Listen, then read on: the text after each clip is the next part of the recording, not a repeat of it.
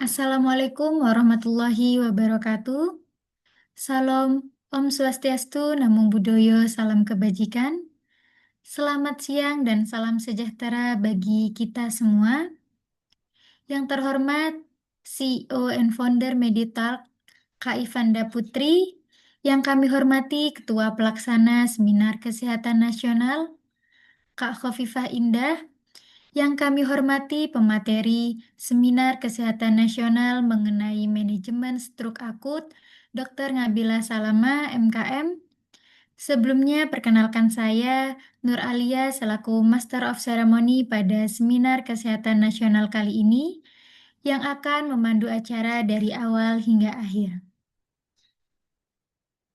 Baik, sebelum saya membacakan susunan acara pada Seminar Kesehatan Nasional ini, untuk panitia dimohon share link presensi terlebih dahulu, dan kepada seluruh peserta diharapkan mengisi link presensi 2 kali yang bisa dilakukan di awal dan di akhir acara. Link presensi sudah ada di kolom chat. Seluruh peserta diharapkan untuk mengisi link presensi yang sudah dikirim di kolom chat Zoom. Baik, sambil menunggu peserta mengisi link presensi, sebelum acara dimulai, saya akan membacakan SOP yang telah ditentukan terlebih dahulu. Yang pertama, peserta dilarang membagikan meeting ID kepada orang lain selain peserta Seminar Kesehatan Nasional Manajemen Stroke Akut. Yang kedua, peserta diharapkan menggunakan pakaian bebas, rapi, saat Seminar Kesehatan Nasional berlangsung. Yang ketiga, peserta yang bergabung di Zoom diharapkan untuk merename nama sesuai dengan ketentuan yang diberikan panitia dengan format peserta underscore nama. Yang keempat, peserta diharapkan menyalakan video serta menggunakan virtual background yang telah disediakan panitia selama acara berlangsung.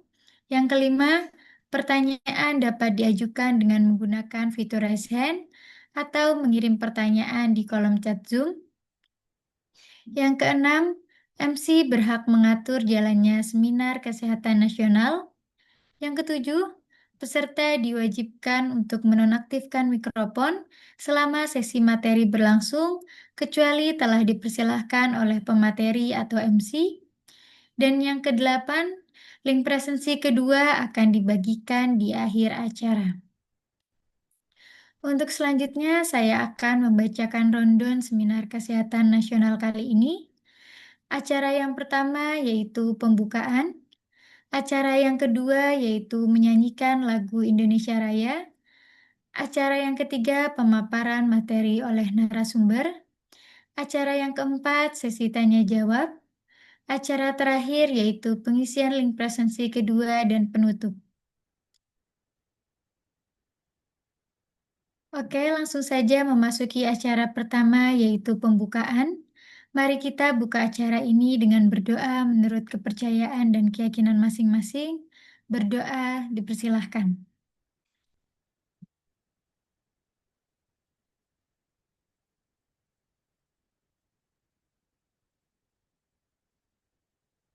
Amin, amin, amin. Tiada kata cukup dalam berdoa.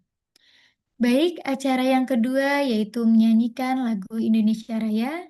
Kepada seluruh peserta diharapkan menempatkan posisi yang sopan. Kepada panitia yang bertugas dipersilahkan untuk share screen.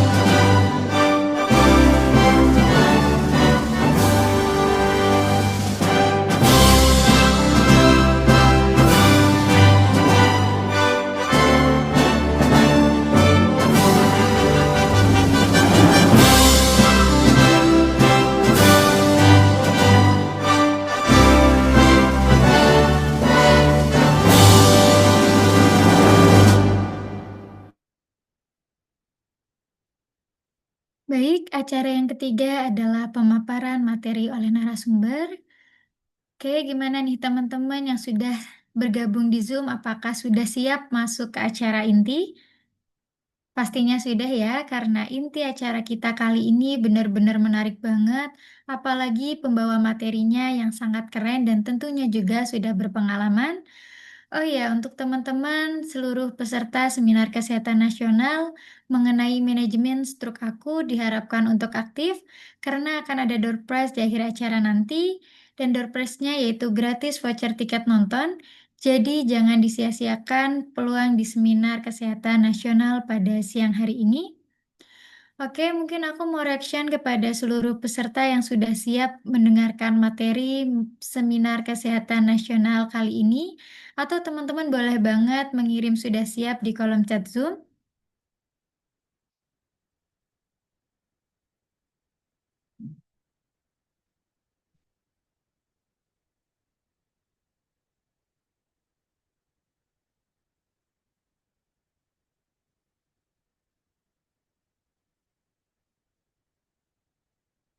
Oke, karena sudah ada yang banyak menjawab di kolom chat, sudah siap. Berhubung teman-teman sudah siap, boleh kita sapa dulu nih pematerinya. Halo Dokter Ngabila, apakah sudah bergabung di Zoom? Halo, selamat siang. Assalamualaikum semuanya. Semoga semuanya sehat, lancar. Waalaikumsalam. Bagaimana nih dok kabarnya pada siang hari ini? Alhamdulillah baik. Walaupun baru sampai dari Ponorogo tadi pagi, isi materi Meditalk juga. Lanjut lagi sekarang materi yang kedua. Tetap semangat mengedukasi ya. Oke, dari Dokter Ngabila, apakah sudah siap memberikan materi mengenai manajemen stroke akut pada siang hari ini? Siap-siap. Baik, karena dari pemateri kita sudah siap dan dari peserta juga sudah tidak sabar mendengarkan materi yang pastinya akan sangat bermanfaat, langsung saja kita masuk ke acara selanjutnya yaitu pemaparan materi oleh Dokter Ngabila. Kepada Dokter Ngabila Salama MKM dipersilahkan. Baik, terima kasih. Assalamualaikum warahmatullahi wabarakatuh. Selamat siang, salam sejahtera bagi kita semua. Yang terhormat teman-teman panitia semua dan juga teman-teman yang hebat dari seluruh Indonesia. Saya izin waktu sampai sekitar jam 14 ya. Mungkin bisa di-share ya. Karena saya selalu bilang ya, kalau untuk stroke ini itu yang paling penting itu adalah manajemen overweight dan obesitas. Karena kalau kita udah overweight atau obesitas, itu sejengkal lagi kita akan hipertensi atau DM. Ya, apalagi kalau memang udah ada genetik hipertensi dan DM. Kalau kita udah hipertensi dan DM, ya itu sejengkal lagi kita bisa target organ damage, artinya ada komplikasi dari ujung kepala sampai ujung kaki yang bisa terjadi. Yang paling sering itu di otak stroke, terus juga bisa katarak, retinopati ke mata, terus juga bisa serangan jantung, bisa gagal ginjal ya, cuci darah, lalu juga ke sistem perifer, ke apa namanya ke anggota gerak, bisa neuropati, kesemutan, baal dan lain sebagainya. Itu semua berawal dari penyakit genetik hipertensi, DM dan juga kondisi overweight dan juga obesitas ya. Slide slide.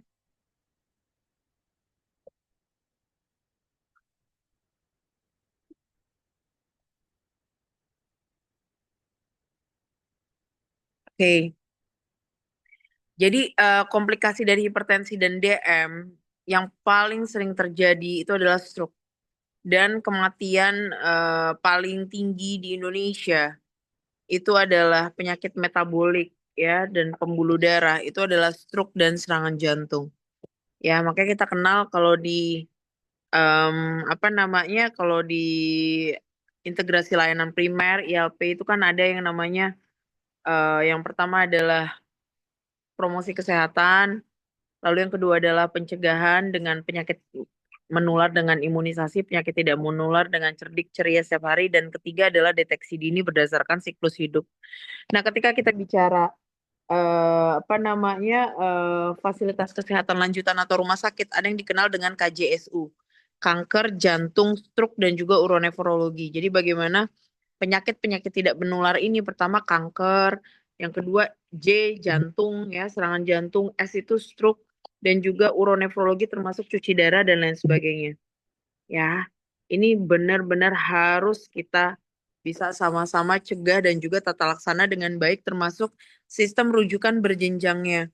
Ya, bagaimana yang dilakukan di rumah tangga, bagaimana yang dilakukan di puskesmas sebagai gatekeeper, bagaimana yang dilakukan di rumah sakit kecil tipe C, D, bagaimana di tipe B dan A.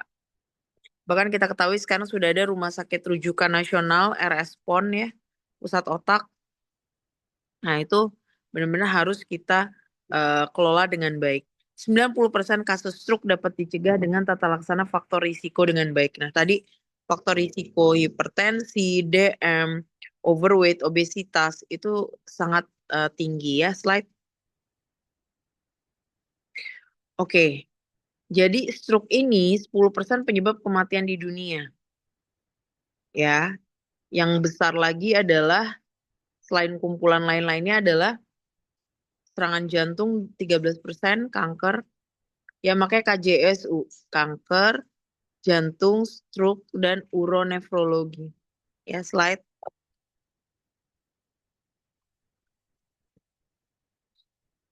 Oke lanjut. Oke slide. Oke. Jadi pasien stroke itu ada sekitar estimasinya ya itu bisa sampai 479.000 orang. Oke slide. Dan kunjungan makin meningkat karena stroke. Slide. Kita harus mengetahui lebih lanjut apa itu stroke. Lanjut.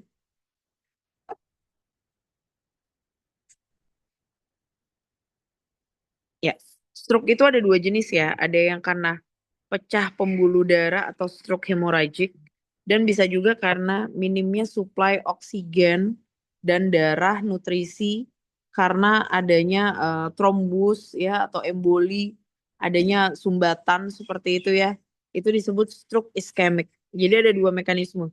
Karena dia memang mati sel-selnya karena iskemik karena ada sumbatan sehingga otak yang paling butuh suplai oksigen dan makanan itu terputus, tapi ada juga yang karena pecahnya pembuluh darah ya. Nah, itu juga bisa terjadi. Bisa juga karena malformasi ya atau kelainan bentuk yang terjadi karena genetik atau kongenital di bawah sejak lahir. Misalnya ada aneurisma yang sangat pembuluh darah yang sangat tipis, mudah pecah dan menggelembung, itu tidak semua orang punya, itu karena biasanya genetik. Itu juga bisa terjadi seperti itu kelainan-kelainan malformasi. Slide.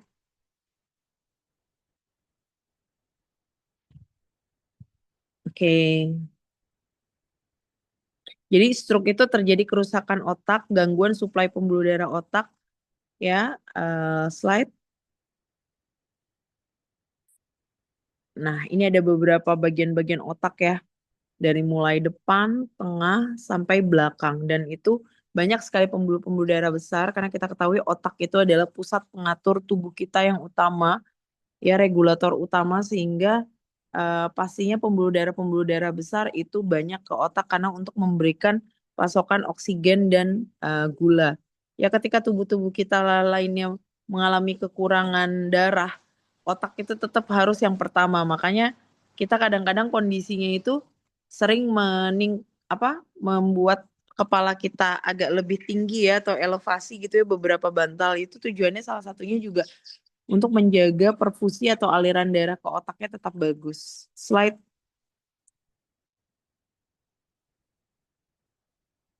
Nah, ternyata 80% stroke itu banyak yang tipenya sumbatan aliran darah. Entah itu karena adanya trombus, ya memang sudah ada karena pembentukan plak misalnya, faktor risikonya seseorang itu merokok. Lalu dia sering makan makanan berlemak, hiperkolesterol gitu ya. Sehingga dia membentuk plak nyumbat pembuluh darah itu disebut trombus. Nah, kalau embolus itu biasanya sumbatannya bisa di pembuluh darah manapun termasuk jantung, lalu dia lepas dan berpindah ke otak. Itu perbedaannya. Nah, makanya saya selalu bilang kan, kalian harus mengurangi 5G. Gula, garam, gluten, gorengan, dan gratisan. Kenapa? Karena gula, DM itu juga faktor risiko untuk terbentuknya trombus. Ya, gula itu apa aja? Ada semua jenis gula. Gula merah, gula putih, kecap, sirup, minuman berkemasan, soda, ya. Juga stevia itu juga termasuk, gula-gula jagung itu juga termasuk, ya. Terus juga banyak di kemasan makanan-makanan itu gula macam-macam, ada yang namanya sakarin, laktosa, maltosa, galaktosa, ya, gula, garam. Garam, mecin, masako, kaldu jamur itu juga bisa membuat tekanan darah kita menjadi meningkat dengan penyempitan pembuluh darah. Gluten, tepung-tepungan, ya, membuat kita bisa lebih gendut, ya, overweight, obesitas itu juga faktor risiko obesitas untuk terjadinya sumbatan atau plak pembuluh darah. Gula, garam, gluten, gorengan ini termasuk minyak, lemak, santan, jeroan itu jahat sekali, ya. Apalagi kolesterol jahat, LDL, kolesterol baik, HDL yang rendah, lalu juga trigliserid, ya. Dan terakhir gratisan, ya. Nah, ternyata yang pecah pembuluh darah atau aneurisma, malformasi itu cuma 20%. Ada yang di dalam parenkim otak atau intracerebral, tapi ada juga yang pembuluh darahnya pecah, yang pembuluh darah di antara batok kepala dengan si apa namanya parenkim otaknya, ya, seperti itu. Nah, ini juga kadang-kadang terjadi pada kecelakaan, hati-hati ya. Kecelakaan itu atau trauma atau cedera kepala bisa juga mengenai epidural hematom, ya. Bisa juga subarachnoid hematom atau parenkimal yang hematom. Slide.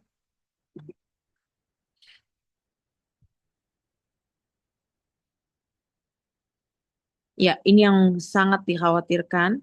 Kita berpacu dengan waktu, golden time, golden period, ya, sama seperti serangan jantung, tidak bisa menunggu lama, kita harus segera reperfusi lagi, ya, dilakukan tindakan kateterisasi dan lain sebagainya untuk menghilangkan sumbatan tersebut. Ya, jadi makanya sangat penting segera dilakukan CT scan. Nggak mungkin bisa kita cuma dengan ronsen kepala. Yang harus dilakukan minimal CT scan tanpa kontras atau dengan kontras, MRI untuk kita tahu. Biasanya kalau MRI lebih ke arah keganasan ataupun kanker sih. Jadi lebih ke arah CT scan kontras ataupun non kontras sehingga tahu letak sumbatannya di mana. Ini jenis em, struknya itu struk karena dia sumbatan pembuluh darah atau pecah pembuluh darah sehingga kita bisa terlaksana cepat golden time. Karena kalau sampai golden time-nya lewat itu nanti stroke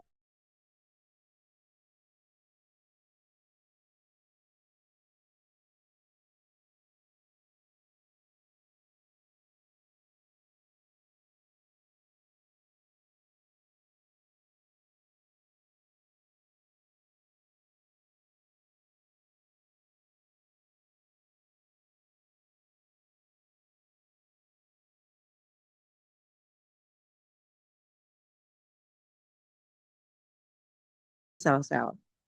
Ya, slide. Diabetes mellitus, terutama orang-orang yang punya genetik, ya. Terus juga kolesterol tinggi, baik itu yang HDL-nya rendah, LDL-nya tinggi, trigliserid, kolesterol total yang tinggi, hipertensi itu juga termasuk, ya. Dan juga merokok, baik itu perokok aktif maupun perokok pasif, ya, orang dengan riwayat kelainan jantung dan juga faktor usia. Slide. Nah, juga gangguan AVM atau arteriovenous malformation yang tadi saya sudah sampaikan, aneurisma, ya, adanya apa namanya penebalan, adanya apa namanya pembuluh darah yang lebih tipis, ya, aneurisma itu. Slide. Jadi bisa arteriovenous malformation, gangguan jantung, kelainan jantung bawaan dan juga aneurisma. Slide. Nah, otak kita itu kan punya banyak pusat, ya.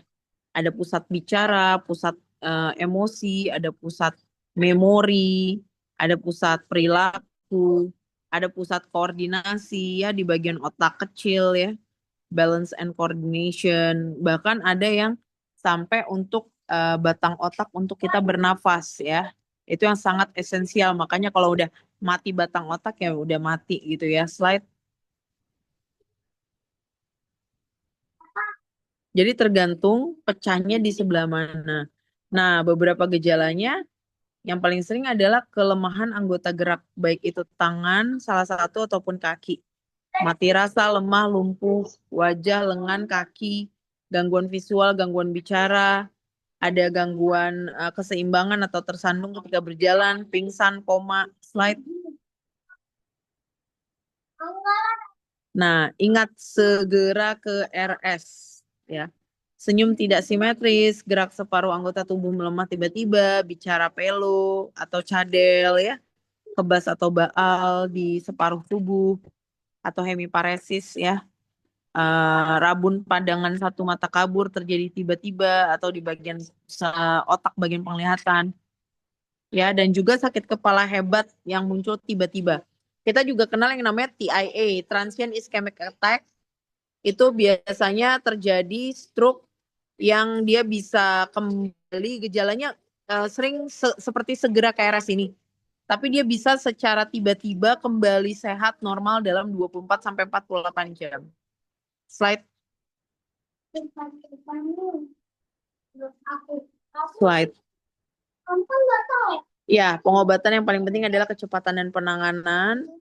Ya, ini sangat penting. Slide.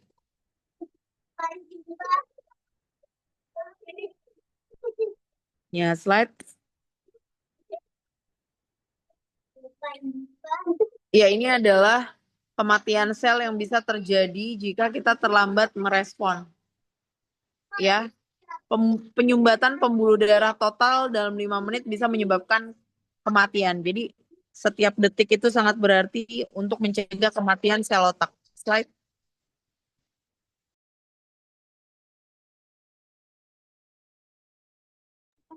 Ya, jadi penanganan umumnya adalah menstabilkan kondisi pasien dengan cara perawatan jantung dan sistem pernapasan, mengontrol tekanan darah dan mengatasi tekanan intrakranial, pemberian cairan, neuroproteksi dengan apa ya biasanya vitamin ya baik itu yang disuntikkan ataupun yang diminum, dan juga tentunya ada restorasi terkait dengan saraf, rehabilitasi, itu juga sangat penting, juga bagaimana memori.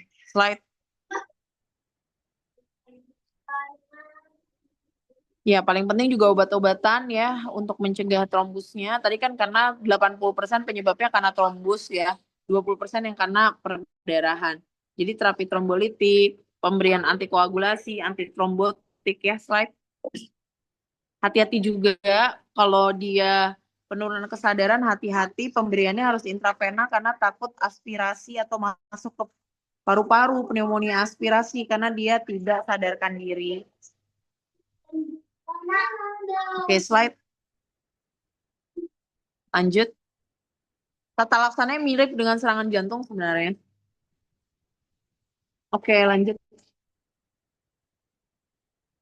Oke, lanjut. Ini saya rasa lebih spesifik ya. Jadi waktu sangat penting, time is golden period ya. Dari onset pertama kali terjadi kelemahan atau merasakan stroke itu yang optimal kalau bisa kurang dari 6 jam, bahkan kurang dari 4,5 jam dari dia onset pertama kali. Birokrasinya harus dipermudah, jangan dipersulit. Harus ada manajemen stroke akut, unit akut, tidak menunggu ruangan, tidak menunggu tim, jadi timnya harus standby. Itu karena kita berpacu dengan waktu ya. Slide. Oke, saya rasa ini lanjut aja.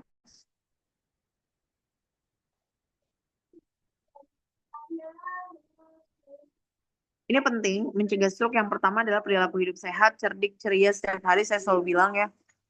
Juga mencegah stres, ya sehat secara fisik dan mental. Lalu juga faktor-faktor risiko, kelola faktor risiko, kendalikan sehingga tidak terjadi komplikasi.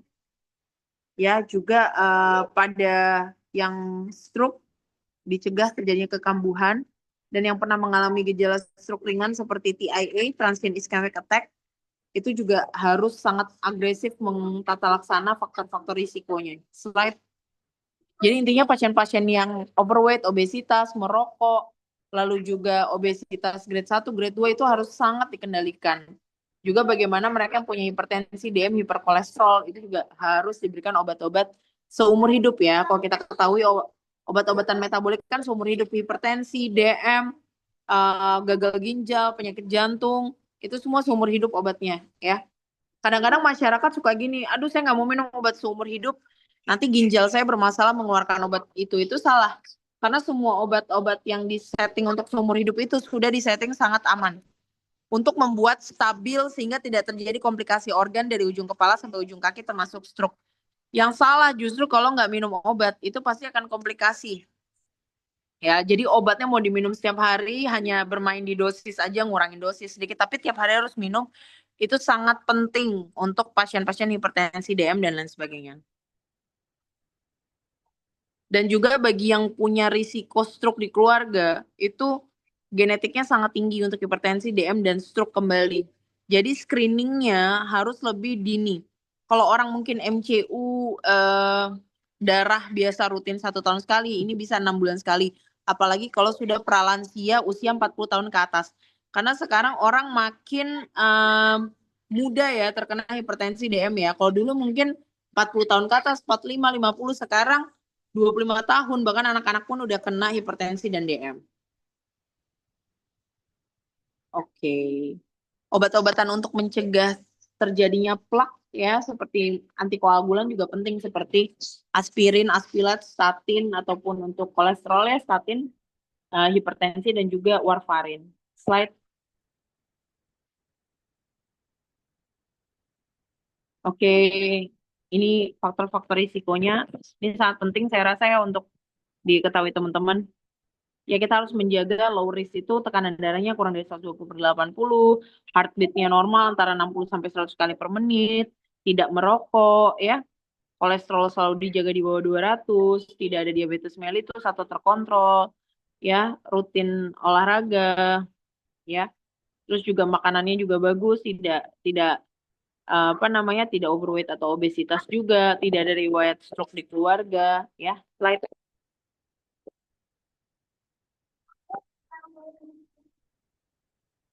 Oke, saya rasa itu ya, cegah dengan cara perilaku hidup sehat, kenali faktor risiko dan kendalikan, ya, dan juga kalau terjadi stroke harus kurang dari 4,5 jam bisa teratasi. Slide.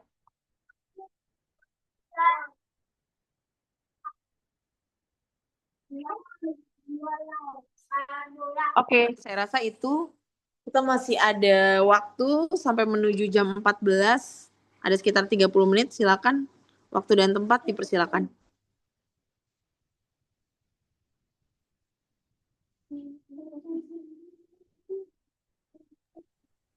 Baik, sangat menarik sekali materinya ya teman-teman. Pasti masih banyak dari teman-teman yang ingin bertanya dan kepo dengan materi ini. Kalau gitu boleh banget untuk teman-teman yang masih penasaran bisa langsung raise hand atau kalau teman-teman malu bisa tanya melalui fitur chat Zoom.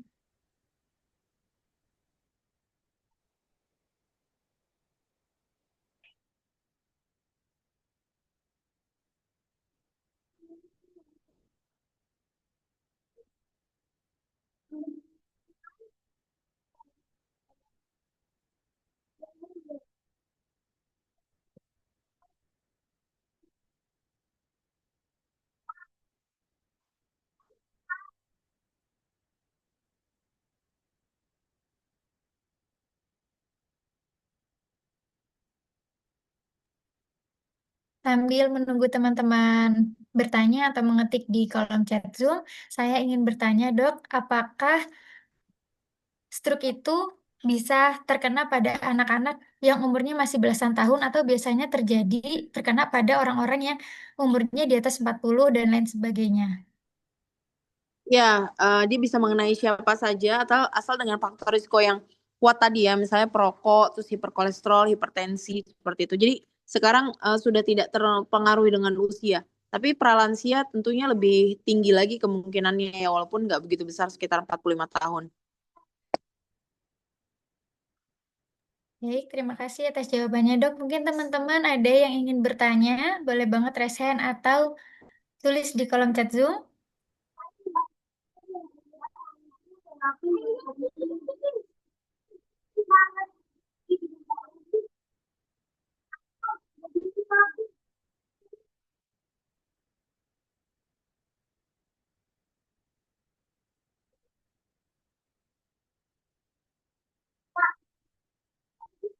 Pertanyaan pertama dari peserta Yosi, Dok, saya izin bertanya. Tadi dokter mengatakan bahwa semua gula berbahaya, salah satunya stevia.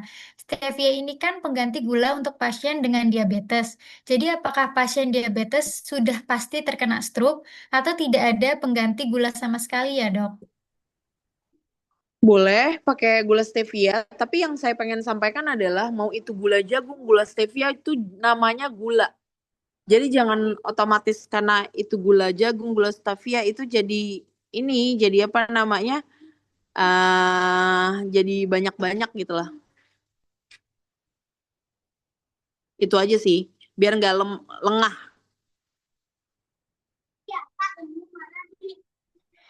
Baik, dokter. Pertanyaan selanjutnya dari peserta Awalia. Permisi dokter, saya izin bertanya, jika orang yang terkena stroke sudah mulai pulih atau sembuh, apakah bisa terkena stroke lagi? Terima kasih.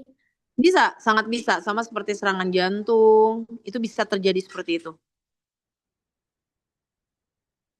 Bisa bisa kembali gitu lah. Baik, dokter. Pertanyaan selanjutnya dari peserta Salsa Awalia, dari peserta Amira. Permisi dokter, izin Ya bertanya, sayang. apa ada kaitannya orang terkena vertigo bisa terkena stroke juga? Bisa. Dia ada faktor risiko seperti itu, sakit kepala hebat ya kan itu salah satu gejala daripada stroke. Dan kalau misalnya terjadi tiba-tiba itu bisa jadi itu memang terjadi stroke ya, seperti itu.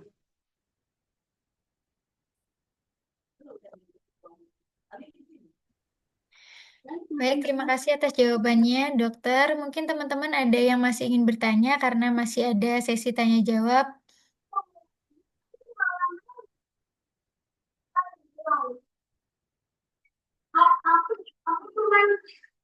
Halo.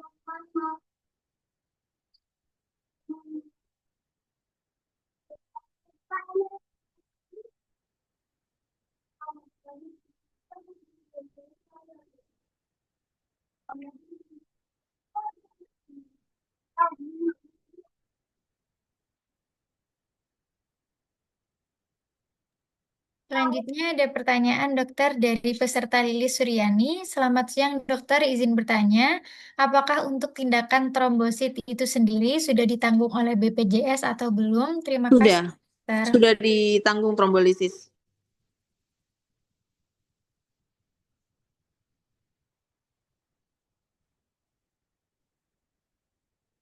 Sudah di cover, tapi kadang-kadang birokrasi di rumah sakit, cost struknya yang nggak bagus sehingga kadang-kadang delay ya dari 4,5 jam onset gitu.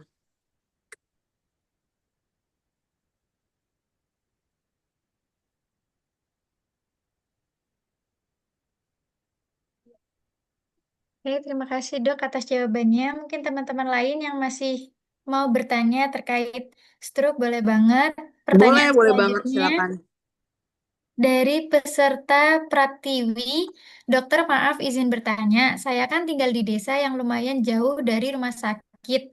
Butuh waktu 1 jam untuk ke rumah sakit atau ke puskesmas.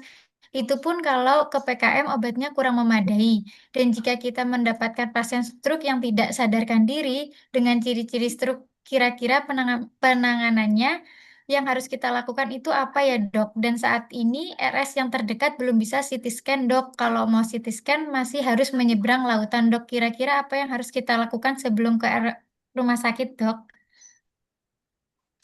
Iya, jadi ini penting banget ya. Eh, ini harus dibekali karena kita ketahui wilayah Indonesia sangat luas dan berpacu dengan waktu. Jadi ada wacana dari Menteri Kesehatan bahwa obat-obat untuk trombolisis itu akan didistribusikan di puskesmas-puskesmas yang terpencil, gitu. Jadi nanti ada guideline atau tata laksana yang berbeda sehingga ketika ada gejala stroke dan 80% stroke itu adalah sumbatan, yang terjadi di daerah itu nggak mungkin 5,5 jam diurujuk tuh untuk dapat tata laksana nggak mungkin, sehingga yang bisa jadi yang melakukan adalah dokter umum di puskesmas, makanya harus dilatih dan diubah lagi guideline-nya. Nah, itu perlu dari organisasi profesi mungkin gitu. Terima kasih dok atas jawabannya. Pertanyaan selanjutnya dari Denis. Permisi dok, saya mau bertanya, berapa lama gejala stroke biasanya muncul sebelum dianggap darurat? Hmm, nggak bisa seperti itu ya, karena biasanya munculnya tiba-tiba stroke itu. Ada juga yang transient ischemic attack, itu gejala awal dia muncul di 24 jam pertama. Gitu, 24 jam terus dia akan menghilang sendiri seperti itu. Baik dokter, terima kasih atas Ya. jawabannya. Pertanyaan selanjutnya dari Meti Putri Agustin. Permisi dok, izin bertanya yang berkaitan dengan pertanyaan mengenai vertigo tadi bisa terkena stroke, bagaimana penanganannya agar tidak terjadi dokter?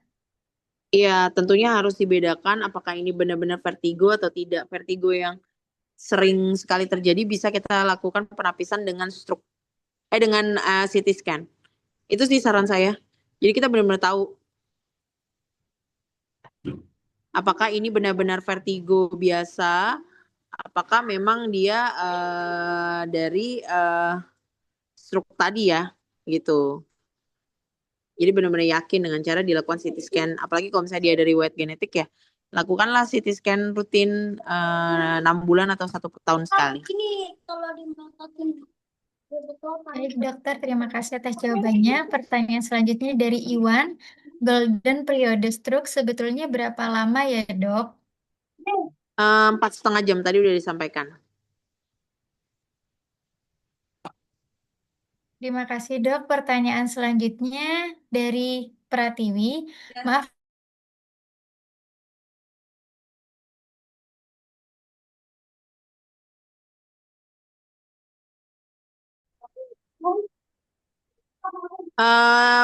Bisa juga terjadi, siapa saja bisa. Siapa saja bisa termasuk ibu hamil, apalagi ibu hamil kan rentan terjadi hipertensi dalam kehamilan ya, HDK ya. Jadi usia 20 minggu kehamilan ke atas itu yang nggak pernah hipertensi pun ibu hamil jadi bisa hipertensi, tapi cuma selama hamil. Sesudah selesai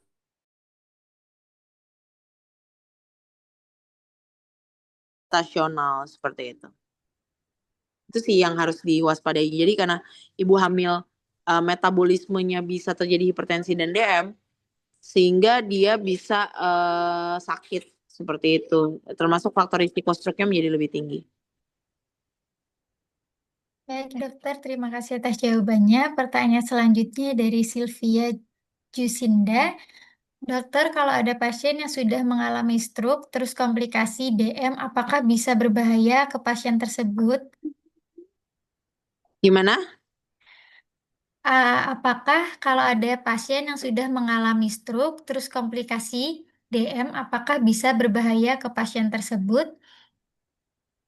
Ya bisa, bisa terjadi seperti itu. Baik, terima kasih dok atas jawabannya. Mungkin teman-teman ada lagi yang ingin bertanya atau memberikan feedback.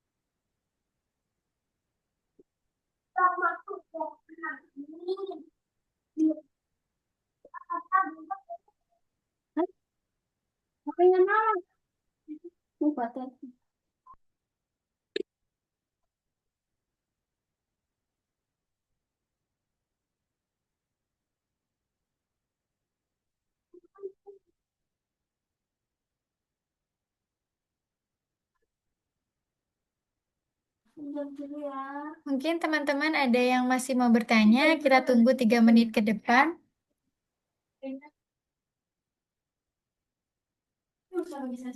Pertanyaan selanjutnya, dokter, dari Novita.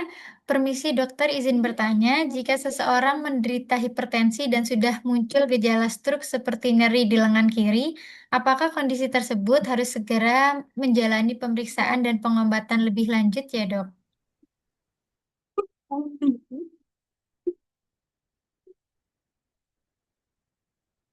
Sebentar ya.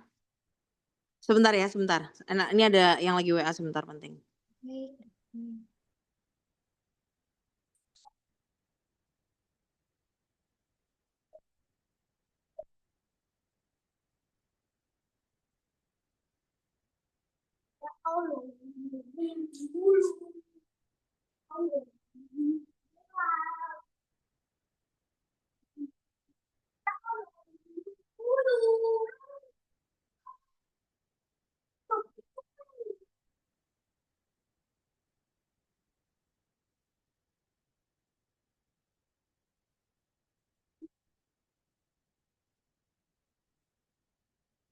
Halo, gimana Kak? Sorry, sorry. Tadi lagi ada WA penting. Gimana?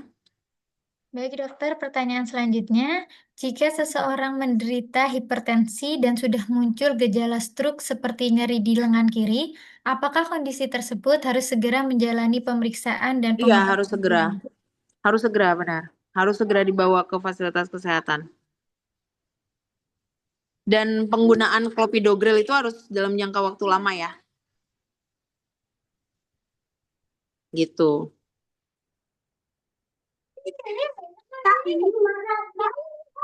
Pertanyaan selanjutnya dari Iwan, dok, apakah pengencer darah tadi, Cropidogrel dalam jangka panjang aman ya dok? Bolehkah seumur hidup? Halo, ya. Apakah obat pengencer darah Cropidogrel tersebut bisa digunakan seumur hidup, dok? Nggak bisa. Ini harus atas izin dari dokter spesialis. Karena itu kan obat apa namanya pengencer darah ya.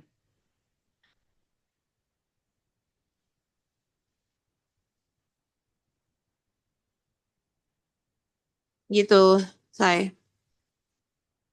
Baik, apakah teman-teman ada yang ingin bertanya lagi? Mungkin satu pertanyaan sebagai pertanyaan penutup.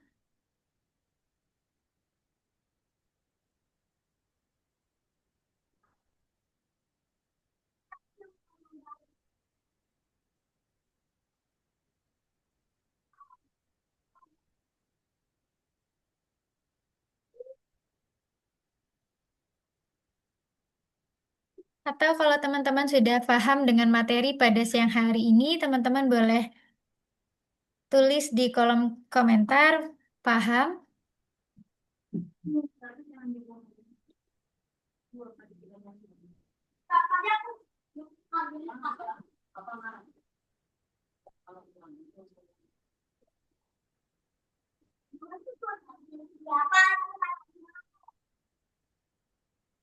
Oke, karena dari peserta Kak Lili sudah paham, terus Kak Yosi sudah paham, Kak Makasih. Ayu sudah paham, dan teman-teman sudah banyak yang paham.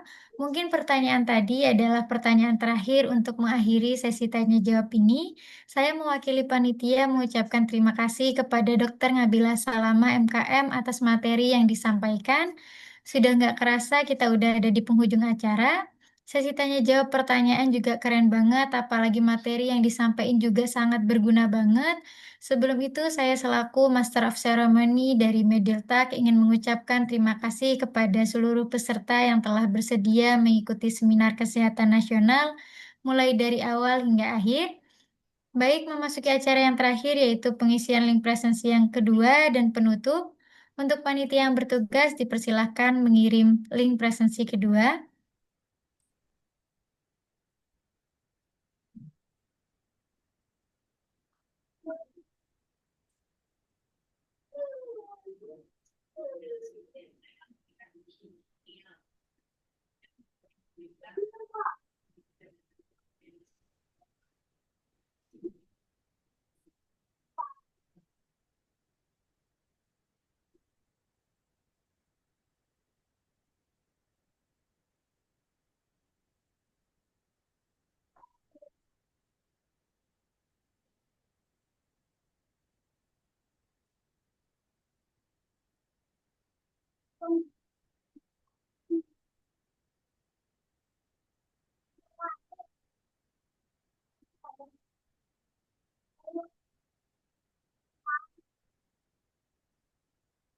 Baik, sambil menunggu panitia untuk memberikan link presensi kedua, dimohon untuk Dokter Nabila Salama bisa memberikan closing statement-nya. Ya, baik. Terima kasih banyak atas kesempatannya pada siang hari ini. Yang perlu saya tekankan adalah bahwa stroke ini adalah masalah metabolisme yang tinggi ya, termasuk 10% kematian di seluruh dunia. Nomor satu 13% penyakit jantung, lalu kanker, yang ketiga adalah stroke. Jadi kita jangan abai ya. Yang paling penting adalah perilaku hidup bersih sehat, lalu juga hindari faktor risiko, kelola overweight, obesitas dan juga hipertensi, DM, kolesterol, juga penyakit-penyakit metabolik sistemik lain, juga merokok ya, harus rajin olahraga. 80% penyebabnya adalah sumbatan, sehingga dalam golden period kurang dari 5 jam atau kurang dari 4,5 jam harus segera dilakukan, termasuk di daerah-daerah terpencil itu tenaga kesehatan pendelegasian seperti dokter umum itu sudah harus bisa melakukan reperfusi lagi ya, atau trombolitik seperti itu. Dan juga tentunya jika sudah ada keluhan, jangan ke dukun ataupun ke tempat yang alternatif dan lain sebagainya, tapi kita lakukan tata laksana segera karena tiap detik sangat berharga, karena otak itu sangat vital dan bisa terjadi kematian secara permanen. Demikian. Baik, dokter, terima kasih banyak atas closing statement-nya. Jika dokter Sama. ada kegiatan lain setelah ini, dipersilahkan untuk bisa meninggalkan Zoom. Baik, terima kasih banyak semua. Baik, link presensinya sudah ada di kolom chat Zoom. Untuk seluruh peserta dimohon mengisi link presensi yang sudah tertera di kolom chat Zoom. Untuk link presensinya, seperti yang sudah saya katakan di awal, mengisi link presensi dilakukan sebanyak 2 kali, yaitu di awal dan sekarang di akhir. Oke, mungkin sambil menunggu peserta mengisi link presensi yang terakhir, aku mau ngumumin pemenang door prize seperti yang tadi sudah aku bilang bahwa di akhir acara akan ada door prize dan door prize-nya adalah gratis voucher tiket nonton. Jadi door prize-nya akan dipilih dari peserta yang membuat story Instagram tentang seminar pada siang hari ini. Boleh dari foto, buku catatan, atau barangkali tadi teman-teman sempat nge-screenshot ketika materi berlangsung. Boleh dikasih kata-kata semenarik mungkin dan bisa tag akunnya Meditalk dan juga Dr. Nabila Salama. Pemenang akan dihubungi oleh admin Consult melalui DM Instagram. Oke, mungkin teman-teman yang sudah mengisi link presensi bisa kasih reaction atau boleh ketik angka 1 di kolom chat Zoom sebagai tanda sudah mengisi link presensi yang kedua. Oke, kalau sudah mengisi semua, saya mewakili panitia yang bertugas menyampaikan mohon maaf atas kesalahan kata dan perbuatan. Akhir kata kami ucapkan terima kasih dan wassalamualaikum warahmatullahi wabarakatuh. Sampai jumpa lagi teman-teman, silakan untuk live Zoom. Terima kasih.